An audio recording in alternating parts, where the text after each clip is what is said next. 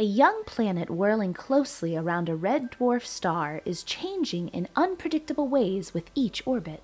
NASA's Hubble Space Telescope observations initially showed the planet wasn't losing its atmosphere to its parent star. 1.5 years later, Hubble observations revealed clear signs that the star's torrential blasts of energy, called a stellar wind, were stripping the planet's hydrogen atmosphere. These extreme changes between orbits and over such a short period of time shocked astronomers. Red dwarfs are the most abundant stars in our Milky Way galaxy, and they likely host most of our galaxy's planets. But can these planets be hospitable to life?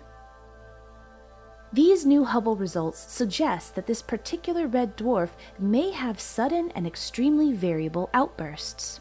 Under these intense conditions, planets forming within the first 100 million years of the red dwarf star's birth should experience the greatest loss of their atmosphere, possibly stripping it away completely.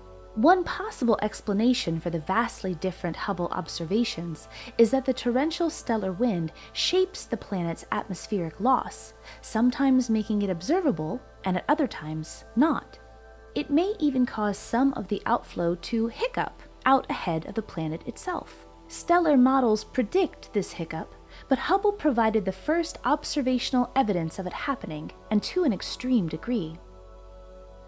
Thanks to Hubble, we're learning more about how planets form and survive around stars very different from our own, helping us uncover the mysteries of the universe.